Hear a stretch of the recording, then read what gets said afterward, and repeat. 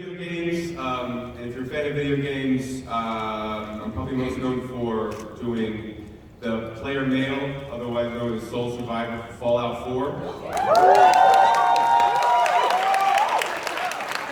Also Roland. Say again? What? That's an NDA. I'm sorry, I can't say.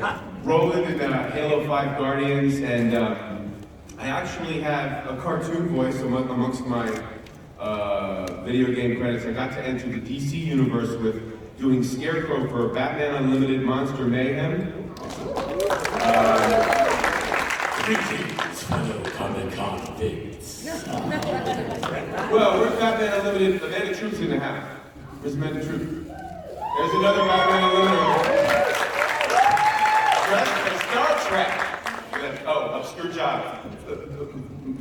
I get a lot of obscure jobs because I do a lot of ADR efforts and stuff like that. And one particular fun day was actually Julianne was there for Star Trek Into Darkness. I worked one day, same day she did. And whenever I do fights, and I love doing fights, I always try and do an homage to a form of the Wilhelm scream. So when there's a fight, this long corridor and Khan is just decimating people. There's a guy that gets like punched or kicked and he flies back. And I tried, when I was on the stage, I went, "Whoa!" Like that. And I think I heard it. I'm pretty sure it's in there. So watch it again.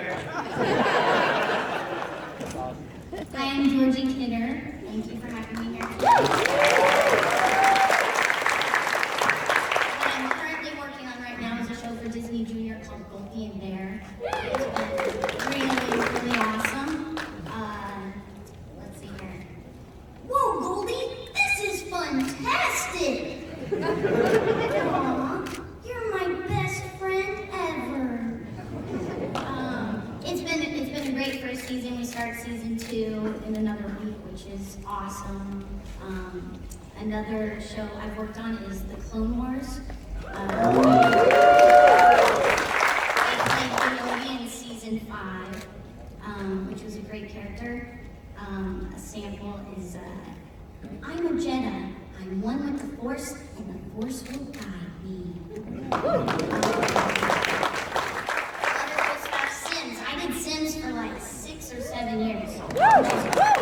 Crazy. That makes your mind feel like it's going to explode every time you go into a Sim session.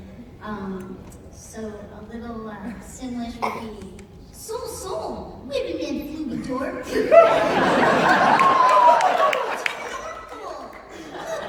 We would do. Buddish.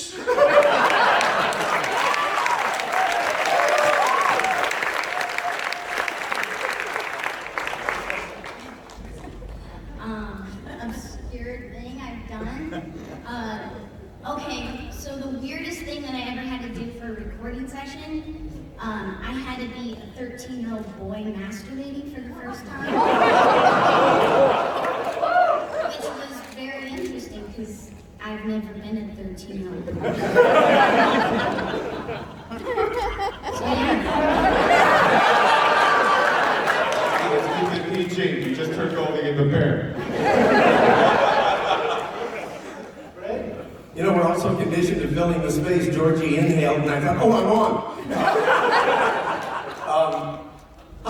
Hi, Sherman's at the Wayback Machine. Here we go. I started in the first generation, the G1 Transformers, as Grimlock.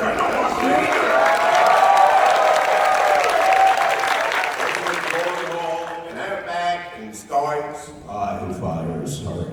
At the same time, I was doing the original episodes of G.I. Joe as Spirit, Firefly, Cutter, and Outback. I played Craven the Hunter on the animated Spider-Man. This was Studio, Quentin Beck. I was in the animated Men in Black as Agent K, Shooting Jays, the Cerebro, Fragile I'm one of 3 people who gets to step into the shoes of Eeyore, so I get to lose my tail in the 100-acre wood.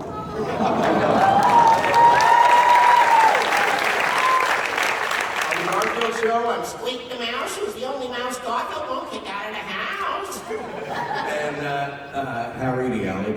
in a garbage can down the street. He thinks food tastes better out of the bottom of the garbage can.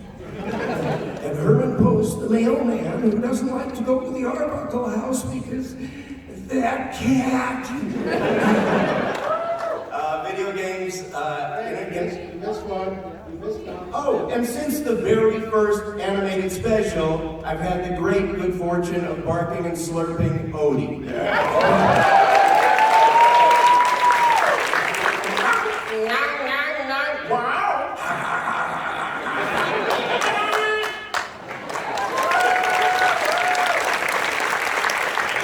Sir Jack in Final Fantasy, Decadu and Conrad in Guild Wars 2. I was also in Baldur's Gate, Hunter in Spyro. I try to show up, and everything new has the same title, which is non-disclosure agreement. None of us are able to talk about what we're working on now.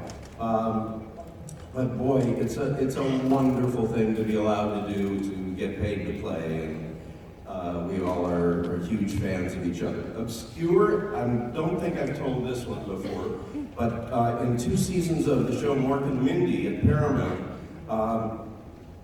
Orson had sent down an Orkin Nagachomp named Bebo to watch out over Mork. And when I auditioned for the producers for that show, I said, don't watch me, because if you watch me, I'll never work on camera again. And then I proceeded to just... At any rate, it kept me on set for 2 fantastic years, and often got cut out because the servo-operated robot Bebo would bump into walls and furniture, and somebody who was operating it couldn't seem to sort of avoid those necessary accidents. Anyway, that's my obscure.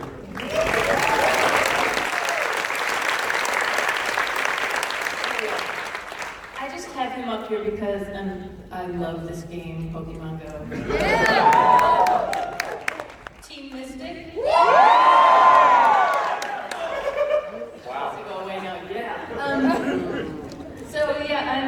I've been with the Muppets for like 26 years.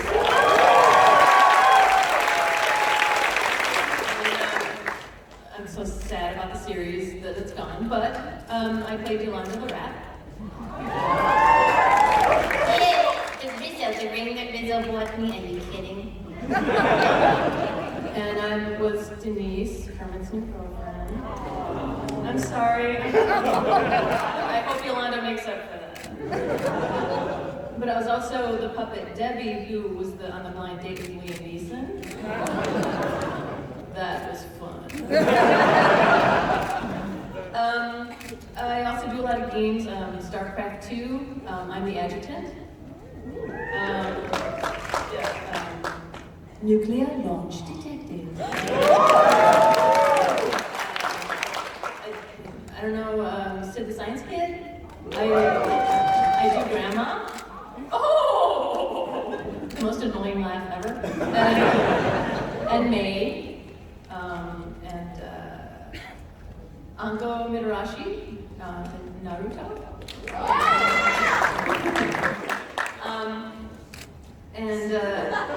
In Marvel Heroes, I do Black Widow, but I do the Russian version. One of the only Russian Black Widows out there. Obscure, I do a lot of voice matching, which is not impressions. I don't know how to do impressions, but I do a lot of voice matching. I do Halle Berry, and Angelina Jolie, and Jodie Foster, and Rosie O'Donnell, and I do Naomi Harris when she did Tia Dalma, Pirates of the Caribbean. Yeah. So, but what's obscure? My obscure story is that I called my parents. I was really excited. I'm going to voice match Halle Berry on Catwoman. My mom goes, "Oh yeah, Halle Berry. Yeah.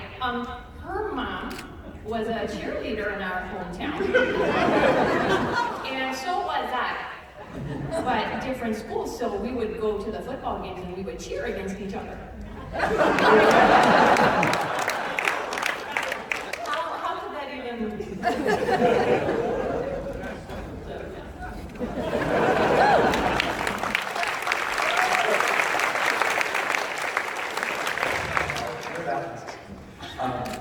Hi, I'm Phil. I from Futurama. John Stewart, the most successful human tonight. Next line,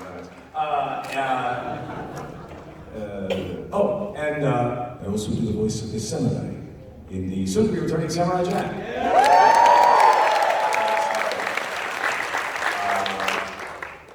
And it's funny that you mentioned the voice matching thing, because as far as an obscure thing, well, once on that TV, because we did a lot of impressions on that show. I did Chris Rock. I did the voice of Eddie Murphy sometimes. Actually, Aries Spears did that, and I stole that impression from Eddie Murphy. I stole the impression of Eddie Murphy from Aries Spears, because Eddie Spears is a very good Eddie Murphy. But Eddie Murphy was Eddie Murphy.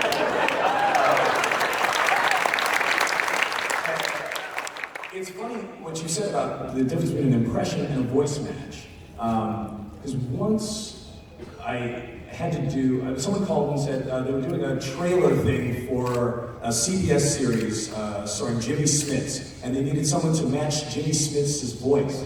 And it's like, I think to me the difference between an impression and a voice match is, an impression is someone you would think to do the voice of.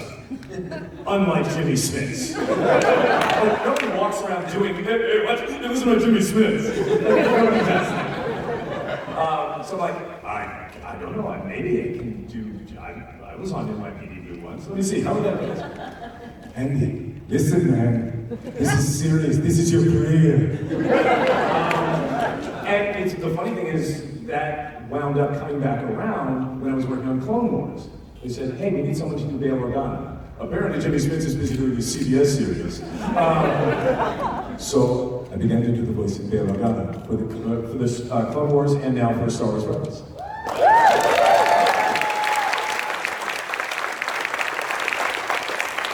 I'm not sure if it's an impression or a voice match. Jim, you get called in to a lot of voice matches. What's the biggest challenge they ever stuck you with? How often they gave you somebody you never did before? Oh, well, quite often I've had to do Robert De Niro. And, you wonder, are you in the mood? Do you feel antagonistic enough to do it? Sometimes I gotta go out and insult somebody, and they take a swing at me, and then I'm ready. Jim, do you find that it's hard? Because like, Brian does Channing Tatum. That's right. Like, if you said like, oh, Channing Tatum sounds like, does anybody have any idea what Channing Tatum sounds like? Sounds like, white guy.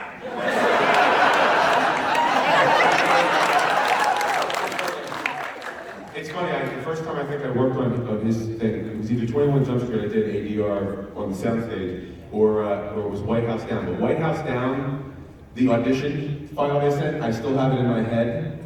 And if you remember, that came out the same year as Olympus Has Fallen. It was kind of like, like Volcano and Dante's Peak, Armageddon, and Deep Impact, and then there was these two White House things. Well, this was the Channing Tatum one, and the file was, you were the only one with those codes. So what happened? You gave me the codes that makes you president. Like, that's how, that is in my head now forever. You were the only one with those codes. That sentence is now seared into my mind. There's no there. But that sounds exactly like. And what's funny is you can't get lazy with Channing, where you go into Mark Wahlberg. that whole like Andy Samberg, whatever, like, how you doing? Like you can't get too breathy or you slip into Mark Wahlberg. You slip a Josh Hartnett in between. This is dark-haired white boy. Oh, sorry, you brought it up, I'm just gonna say it. I did wind up in 21 Jump Street. There's one line that stayed in 21 Jump Street. It's when him and Jonah Hill are walking into the precinct and he says hello to these like professionals. And this is a G-rated panel. And it's just like, hello, Senator. They're walking in and it's just like, hello, Senator. Like, that stayed in. That's me. That's me.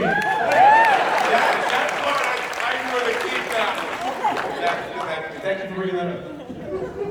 Panelists, I want to ask you to tell us about somebody you were impressed to work with. You walked into the session and couldn't believe that the next microphone was someone. It was someone you just always You went home, you couldn't believe you worked with this person.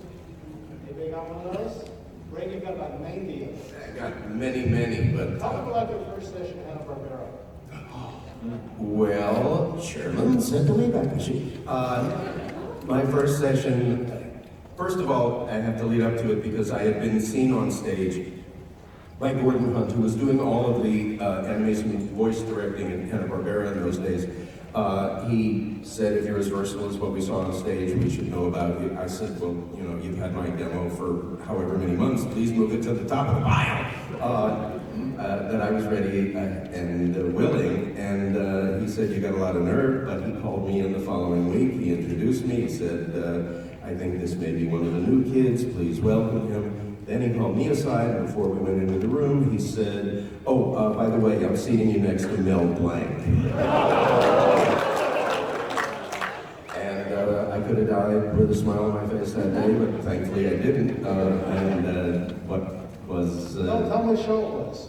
The show was. It was called The New Episodes, The New Jetsons.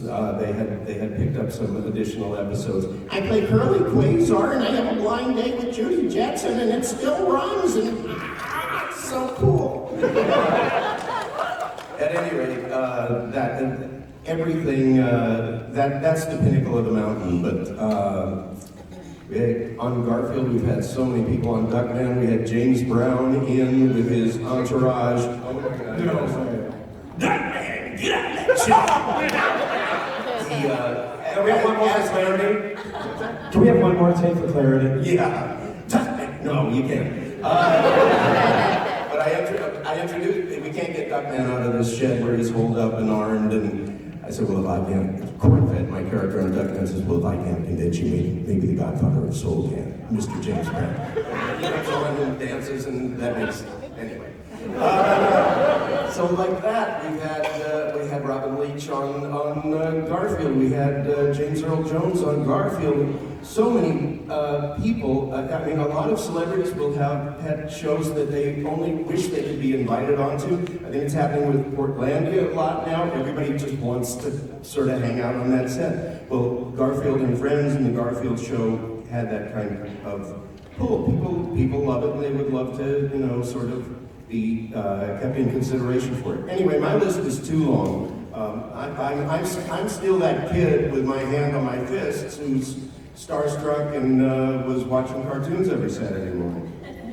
Before we get too far from the subject of the Jetsons, we should remember a wonderful woman who was on this panel a few years ago named Janet Waldo, who passed away. Somehow managed to sound like a teenage girl well into her 90s.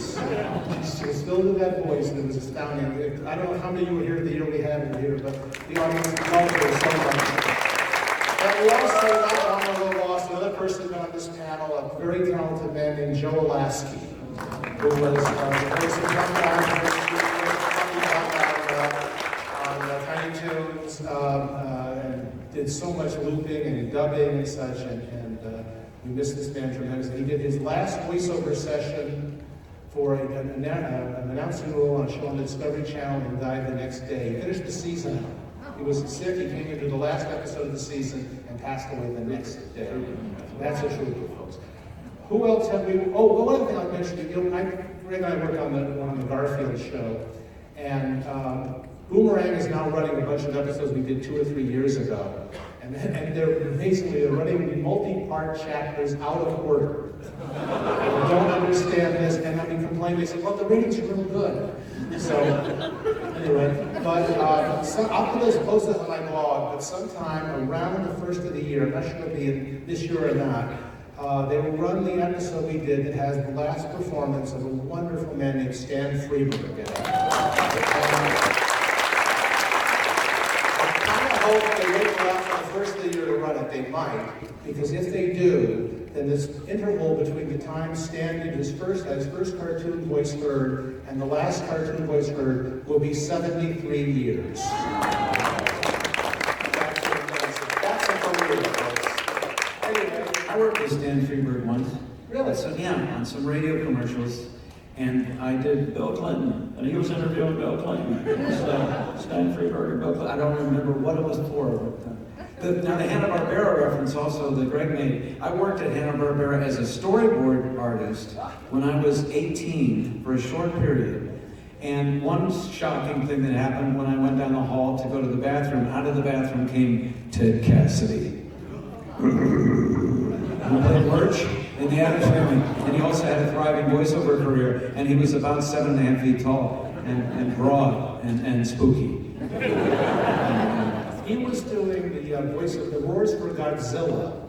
Godzilla? Oh, the Godzilla too, yeah. Yeah, I would have been on at that time, yeah. He did the first season and he passed away. And they brought in people to audition to do the roars. And they brought in everybody in the world to do these roars. They had everybody take a roar and try to sound just like Ted Cassidy.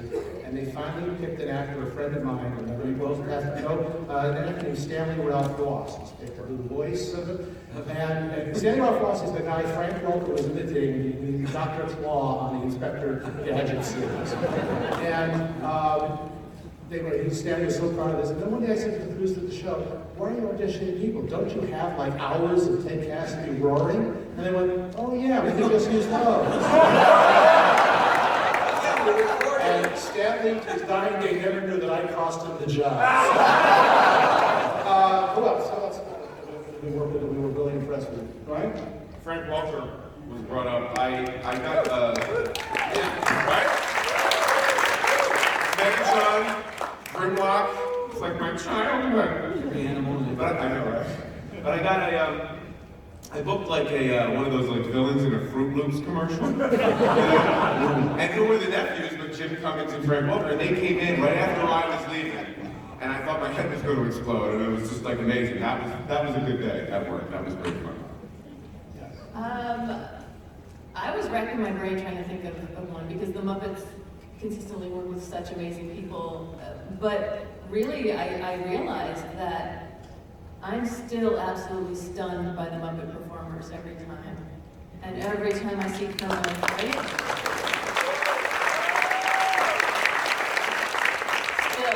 Still, every time I see Kermit, I'm like this 8-year-old blubbering, my heart cracks open, and I'm talking to Kermit. And I still can't believe it. They are the most kind, generous, humble, hardworking, and talented performers, I think, well, for me, in the industry.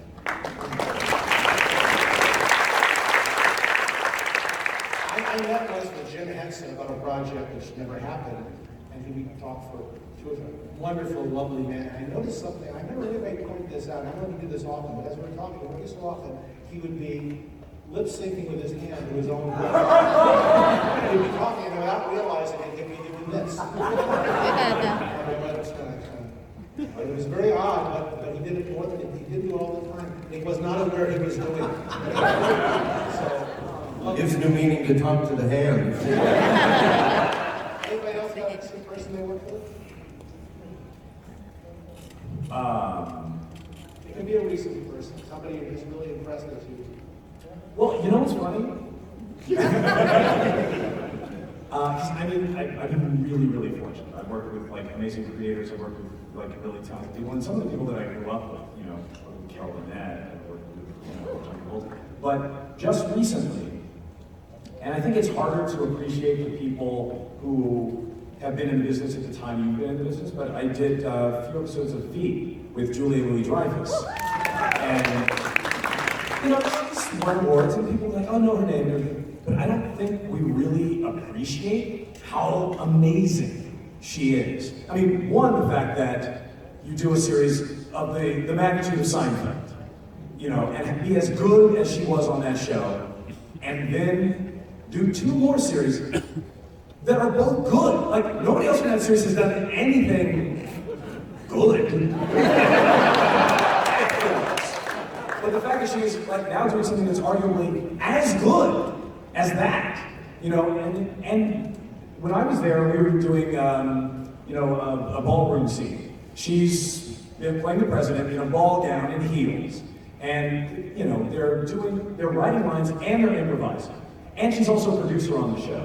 So she would do a scene and then kick off her heels, run around to the other room, watch the replay of the scene get notes from the writers, and then put her heels back on, run back and do the next take.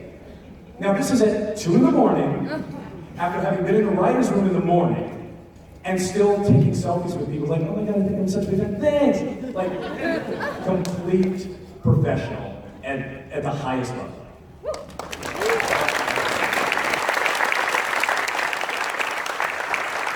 The only time my agent ever came to a recording session was in a dark room, Gregg will remember, was when we had Don Knotson on the show. Is that right? Don Knotson. Don's vision was not good the last few years, so we had to put him next to Gregg, and Gregg would read the line for him, and then Don would Memorize the line. would just repeat the line. Gregg would read the line. I'll show you how it works. Jim, you guys can do this. Okay? Redo a line, and Jim will do Don. Okay? We just made an extra line from the script. You're out of lasagna. What? No. We're out of lasagna.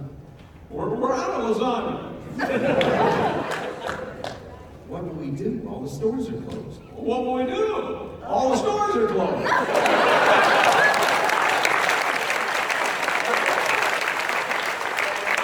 As we went through the session, I had to keep stopping because Don started sounding more like Gregg, and Gregg started sounding more like Don. That's friends. We're going to show you how these people do what they do. We're going to do a reading now, and folks, those who come to panels past will be happy to know we have a brand new script. We're not This is called a cold reading, and it doesn't work exactly like this in a real recording session because in a real recording session, they have to kind of more or less follow the lines that are written, and here they can do whatever they want with the material. I found a very dull radio script of a fairy tale, and I cut it down to size, and we're going to sign the rules out. I'm going to play director here. Remember, these people have never seen this script before. We've not met before. Never been here. And It's now. we're going to tell you now in 100 lines the story of Rapunzel. All right? Take a script,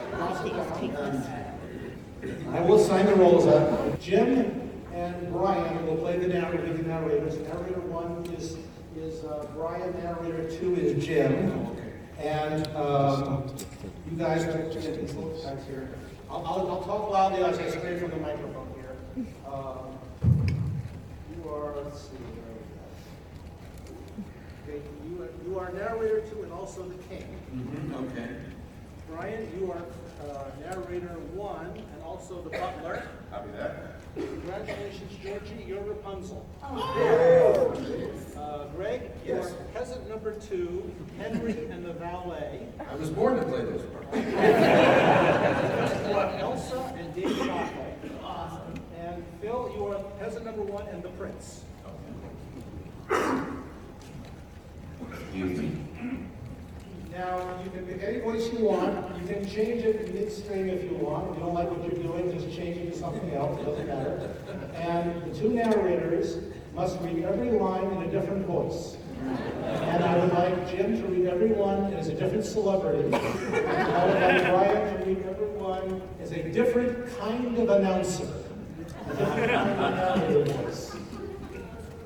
Okay, we'll take just a moment to mark this with that 9 sign. In the meantime, I'm going to tell you about another panel, 2 other panels. Tomorrow in room 6A at 11:30, you will hear the same script read by a whole different cast of wonderful people. We've got Fred Tatasciore, we've got Trevor Duvall, we've got Dee Bradley Baker, we've got Vicki Lewis, and Debbie Derryberry. We'll be reading the same script, which they have never heard before. Hope none of them are here. And it'll be the same kind of basic panel with just, other brilliant people. Later in that day, at 3 o'clock, we'll do a panel that I do every year called The Business of Cartoon Voices. I do this because I have a personal grudge against some of the talent, coaches and teachers and people who charge kids a lot of money to give them worthless lessons. You give me all your money and I will give you Rob Paulson's career. There are wonderfully good people out there And there's also some real exploiters of talent who I think are just basically ripping people off with bad advice or overpriced employees. We will have at 2 o'clock at room 25 AB, 3 o'clock at room 25 AB, we will have the best talent agent in the business, Sir Paul Doherty. Is Paul here anywhere at the moment? That's Paul Doherty, ladies and gentlemen. How many people are on this panel are represented by Paul's agency? Okay, five out of 6. We should check. Are we still? And where's Kathy? Is Kathy Lizio here someplace? Yes, we're right here. And we'll be talking with Paul's going to talk about the business, and we're going to have Dee Bradley Baker and Debbie Berger also. That's not a panel about entertainment. We're not going to do funny voices there. We're going to tell you hard truths about agents and managers and demos and casting, what the business really. We disillusion a lot of people, but I think we've helped. There are actually a few people who came to those panels when we started doing them who now have real careers. So anyway, that's tomorrow. Are we sufficiently marked, folks? Let's go. All right. We will start. I believe Brian has the first line. Ladies and gentlemen, the story of, and you can smooth the copy all you want, please. The story of Rapunzel.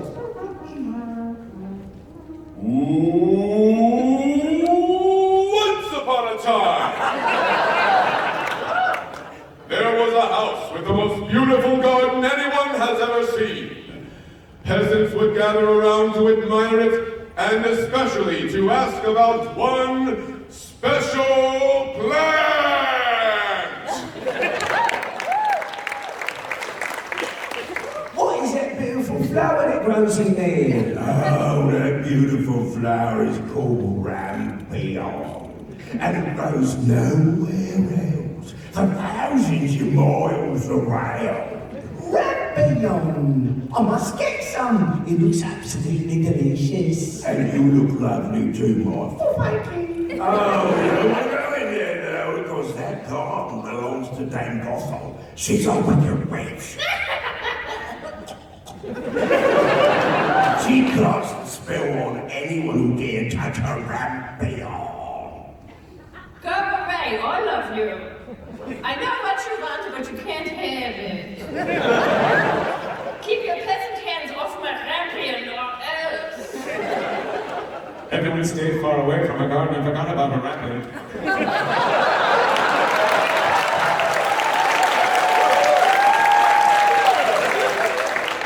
It's a pretty memorable rampion, but anyway. Everyone except the woman who lived nearby with her husband. Each day, she would look longingly at the garden. Oh, Henry, I have an overwhelming desire for a salad made from that plant. Yes, dear. But there's an evil witch, dear. And shouldn't we be focusing on having that child we've wanted for so long? You have to mention that again.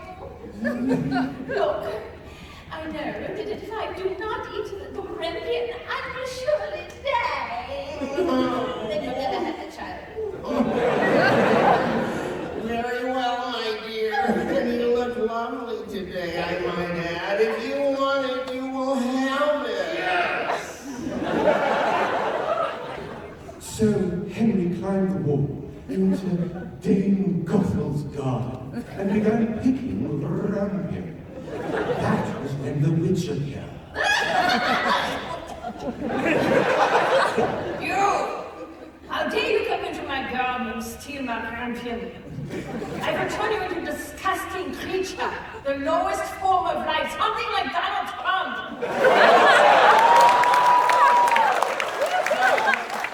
I get it. Please forgive me. My wife craves rampion so badly, she will die if she doesn't have some to eat. Yeah.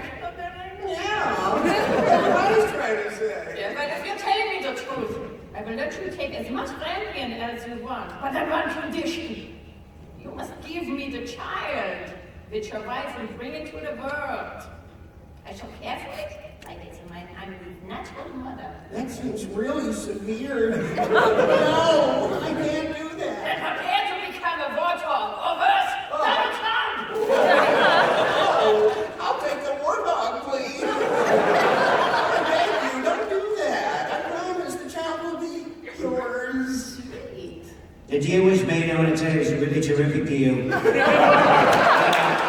It was spectacular. The wife got her rank in. Okay, months later, listen to this is important.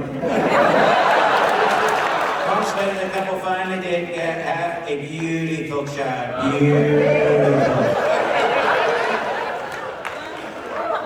Here is the daughter I give to you, Henry.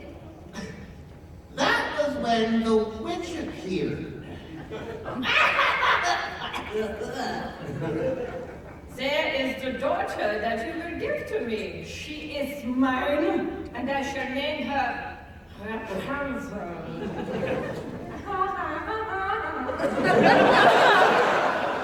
I'm a glad. Witch, take the child. And depart. My child.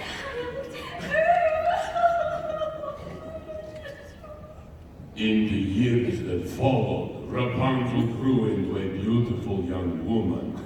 All day she would sit in the sun and sing as she brushed her long golden hair. La la la la.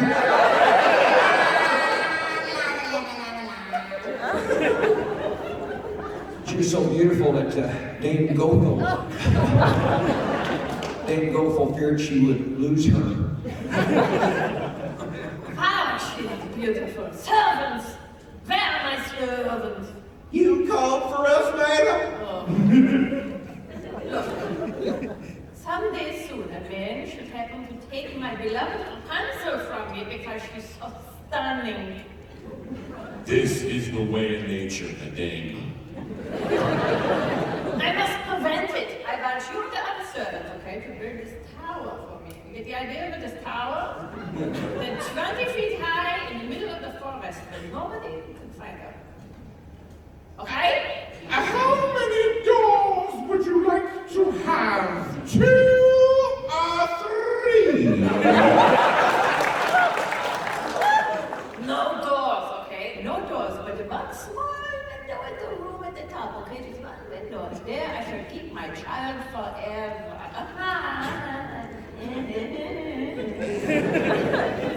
And so the tower was built and Rapunzel was placed inside. When Dame Gothel wished to visit her, the witch would station herself beneath it and call out. Okay, how did that go?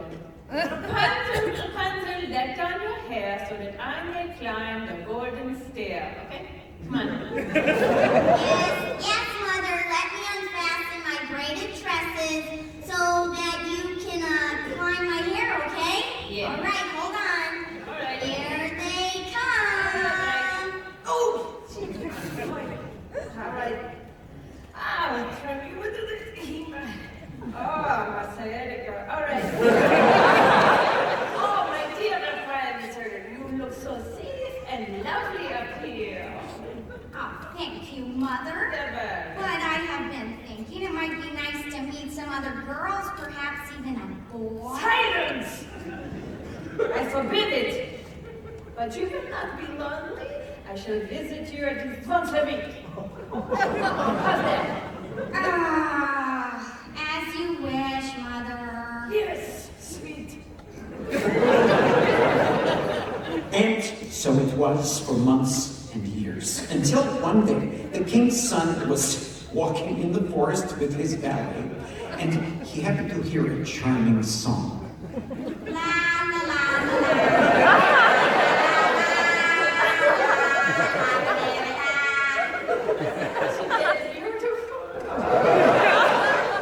Oh, what a beautiful song. Valet of mine. Oh, they're singing so lovely. Trust me, sire, I know not. But it would seem to be emanating from that tower over there. So it is. I must see the face of one who possesses such a wonderful voice. How do I gain entrance? I don't see a ticket taker. There appears to be no doors into the tower and no stairs. They searched in vain for a solution, but finally, he was forced to return to the castle unfulfilled. I'm so unfulfilled. For days after, he was haunted by the memory of the voice, even when dining with his father, the king. My son, you're not paying attention. I'm sorry, Father. I'm just so unfulfilled, man. I just keep hearing.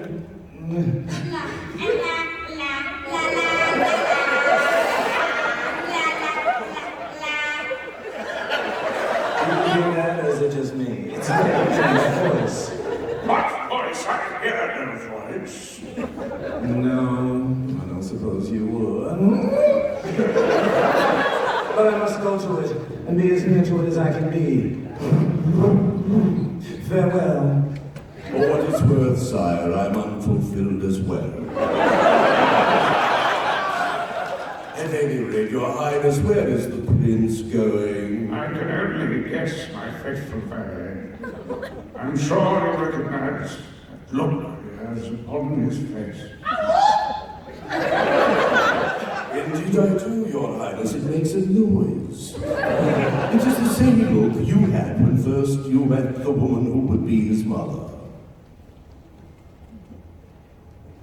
And the narrator says... That's the deuce. That day, and for all that followed, the prince spent his time in a forest near the tower, listening and dreaming.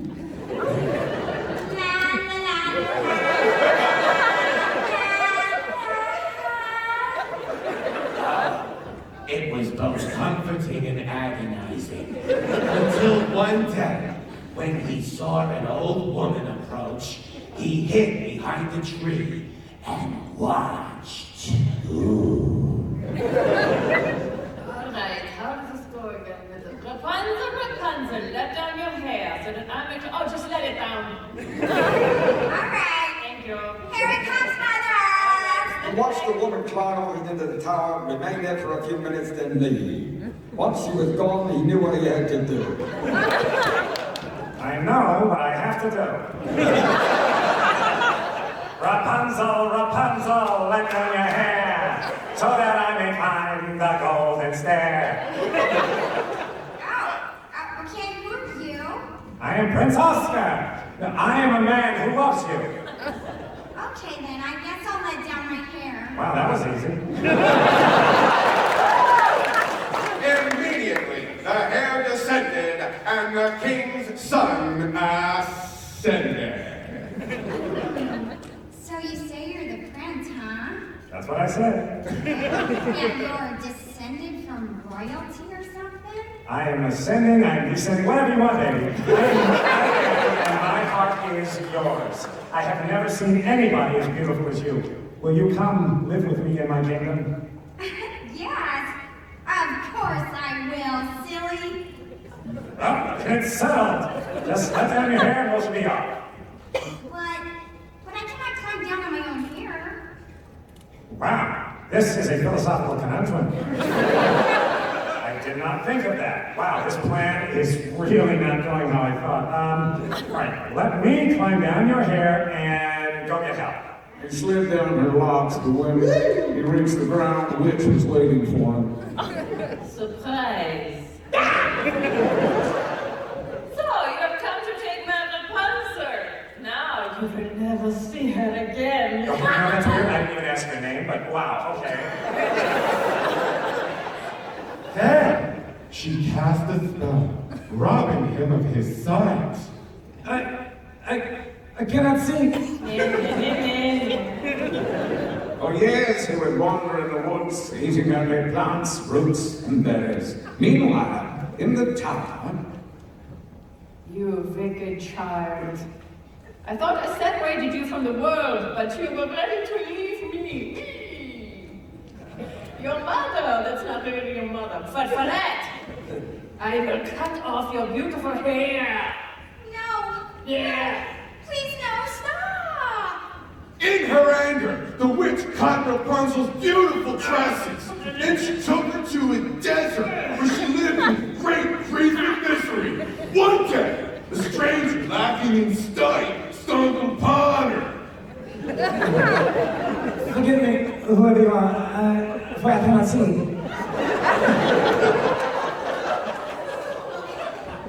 There's nothing to see, just a woman with voice. I know that voice.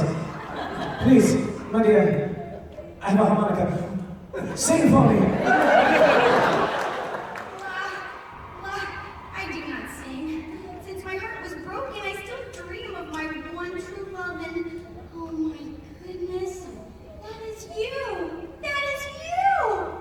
La la la la la!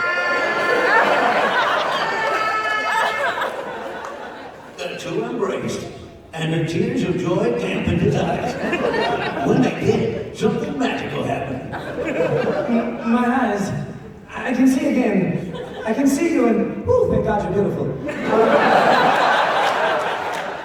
Because it's been a while, and will you now come with me to my kingdom, where I am the prince? Oh yes, yes, my love. Off they sped to his kingdom, where the prince heard the sad news. In your absence, sire, your father the king has passed gas. I'm sorry, your father the king has passed. My heart grieves for my father. We have been without a monarch, praying that you would someday return. Now that you have, the throne is yours, provided, of course, that you are married. Oh, yeah, no, I am. I will be if my beloved, what's that name? It's a really weird name. Rapunzel will be my bride. Yes, yes, of course. You sure? You sure this is better than being bald in the desert? Far off, a woman sat in a garden, alone and miserable. I've got all this rapier, and I don't have a little bored daughter. I think I screwed up somewhere. While in the kingdom, merriment abounded.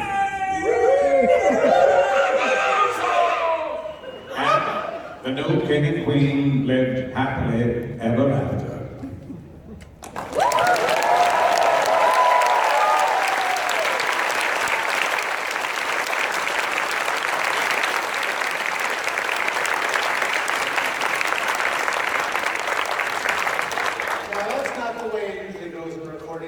Because you do smaller chunks and smaller pieces, you have a better idea where you're going in advance, and you have some idea, and you have to kind of stick to the script. But when we do this, I always want to make the point that if you just left the actors alone, they would create.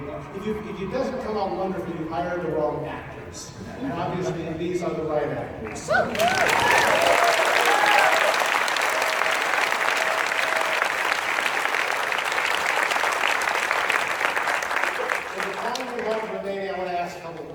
Here.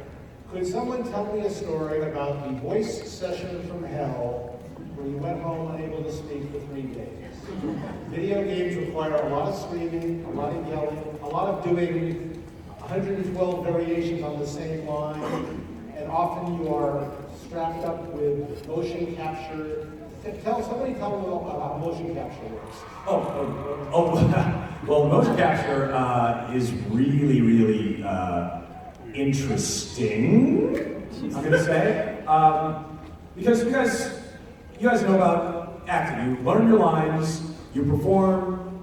Now imagine if, in addition to learning your lines and making a character choice and putting your emotions out there, you're also stuck in a scuba suit with a bicycle helmet strapped to your head. And the bicycle helmet has an armature that comes around, and there's a light blaring into your eyes, and a little camera that is filming your face in a fisheye lens, which is about the least flattering way that you can ever see. Like, take your, like your phone turns around and does the camera. If you put that under your nose and take a picture of it, that's what this camera is doing. And you basically have to go through all of those hoops and still act and perform. It's not the best part, but the worst part is there's nobody else on set. There's no crew. The cameras are just hung up there. There's no lighting. So normally on a movie set, you do your scene and then you wait 40 minutes for the guys to change the lights. We did the scene in okay, that was great. Like, hey, we finished early. Let's do the next thing. It's like, we haven't even read it yet. Isn't there anything else? No, computer's running. We don't have to worry about tape. We're just memory. Keep going. The weirdest thing about motion capture, once they suit you up and put the dots everywhere, at least my experience, I went around, there was some downtime, and I went to the computer station where they were rendering everyone into 3 dimensions. And if there had been 100 characters on that screen, I would have recognized myself instantly, because without thinking about it, every idiosyncrasy, every minor thing that makes you is sort of evident to you, and it's all you're seeing is those dots on the screen. That was my experience. I don't know if it's everywhere. I once talked to a guy, I was on panel together with a guy who worked on Polar Express, the Tom Hanks CG movie, and he said, when the movie started, because Tom Hanks played multiple characters, they scanned Tom Hanks in every conceivable angle, in every conceivable way, to the point where they had a digital Tom Hanks. And he said at the end of every shoot day, they would take the hard drives that contained Tom Hanks and separate them so that no one could steal Tom Hanks and put them in their own movie somewhere. Gregg, you've done a lot of screaming in your video.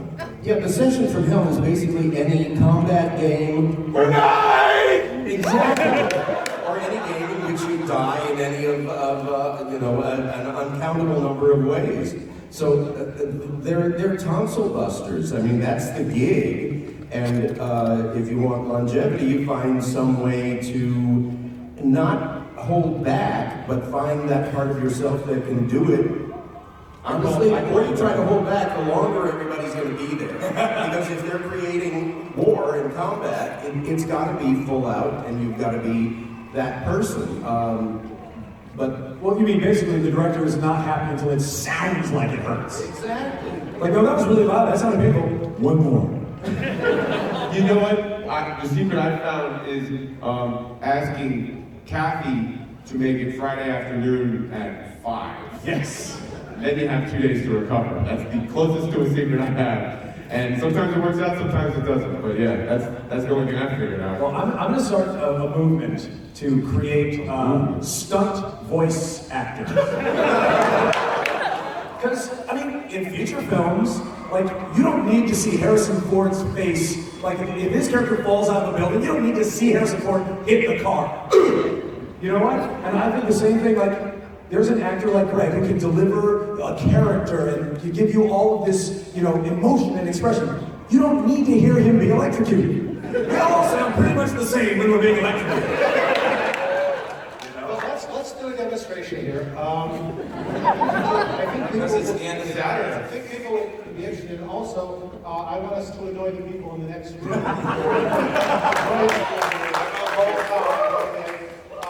Let us have participation. This is voluntary. Let us say you are a squadron of superheroes who are being tasered, otherwise electrocuted, and then I signal we will switch to loud, dying screaming. And we're going to go all the way down to inert. All right? First part, you're being hit by electrical bolts and tasers, and you're dodging them, and some are hitting and such.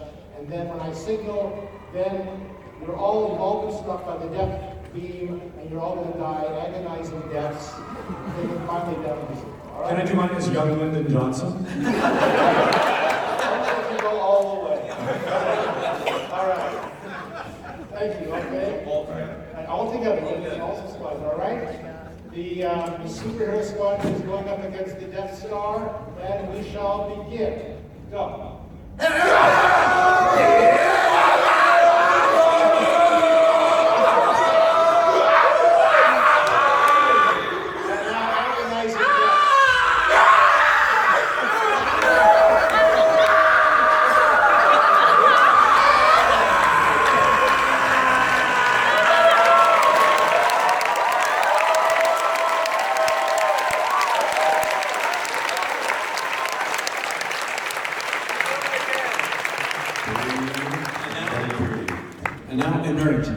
That sounded so much like Halle Berry screaming. Exactly right. If you have a moment and you're on YouTube one of these days, search for Jim's name and the words Bohemian Rhapsody. I've heard with about 95 celebrities in it. It is the greatest version of that song ever done. And it's just amazing. How many different impressions do you have in your active catalog? About 65, actually. Okay. What's the one people ask for the most? They always ask, what's your favorite? And my favorite is always the one that helps me say what I want to say in that moment. So right now, George W. Bush again. How about that? Repetition. Did you do impressions of like school teachers in school? I did impressions in my school. Here's Mr. Fackler. Those are your, anyone remember Dave Fackler? Could you share with this audience your upbringing?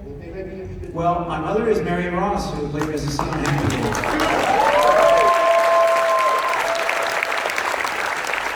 She's 87. She says hi to everybody. She's still doing great. I just saw her the other night. She said, sends her love. We lost Gary Marshall this week, which was a big tragedy. Gary Marshall, as everybody knows, was the great originator of The Odd Couple and directed Pretty Woman and a lot of other things. But he certainly changed our lives. And I think, talk about loss, I think he's a guy that influenced the culture in such a great way, in ways that we don't even really perceive, with Happy Days, Mork and Mindy, Laverne and Shirley, and all the princess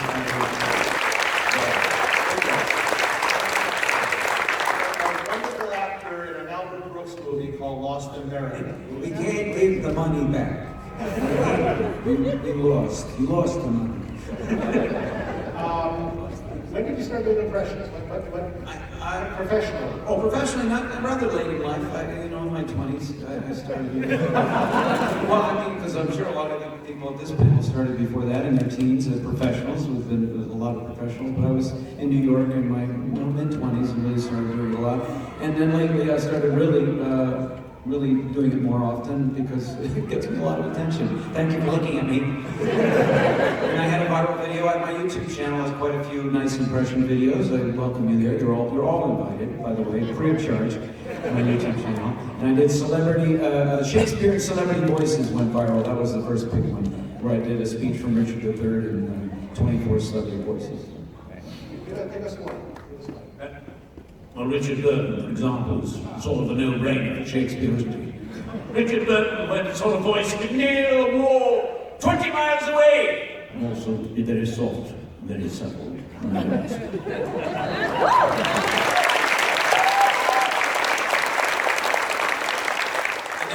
Recently, we just released, they have the #1 audiobook in America right now, the science fiction. I'm wearing this shirt, Battlefield Earth, with 67 actors, including the great Fred Tatasciore, Corey Burton, Nancy Cartwright, and Scott Menville, and myself are all in that production. #1 audiobook right now. Battlefield Earth. Is Fred here right now? Fred here, Fred. Okay. Sorry, Freddie couldn't make it. Come here, soon.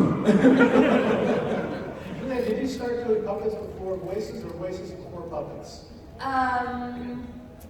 Puppets before voices. I didn't expect to do puppets. I didn't know where that came from. It was a surprise career turn, and I'm so happy that it happened. No, I just met a bunch of Muppet people. I was hostessing. I came out here to do acting, and there were a bunch of Muppet people sitting at a table. They had little, Henson jackets, and I'm like, you guys are amazing. Thank you for what you do. I just want to say, love your stuff. And I'm like, come up and meet Jim. He's a really nice guy. What did you just say? We need women. Come on. I'm lucky to be one of the few female Muppet performers.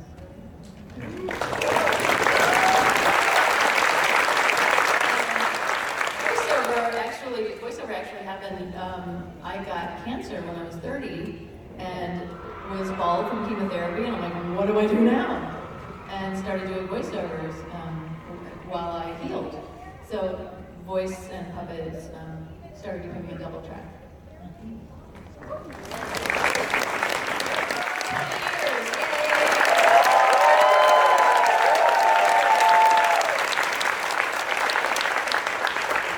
Georgie, because I have a lot of people telling you should do cartoon voices when they met you.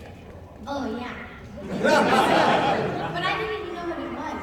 And the weirdest thing, when I was in high school, I had this super high pitch. It sounded like I was on helium all the time. It was like really, really high. And then I had this soccer injury where I had to get knee surgery. I had complications. So when they took the respirator out of, I woke up in the middle of surgery, which is crazy. So it actually scratched my vocal cords, and I lost my voice for 2 weeks, and when it came back, I had like more of a raspy tone to it. And then when I moved here, everyone was, hey, you should do voiceovers. I'm like, voiceovers? What are those? I didn't even know what it was. And then I ended up studying with Sue Blue and Cynthia Sanjay, doing my demo, and then it just kind of slowly started happening. What percentage of the things you do are boys?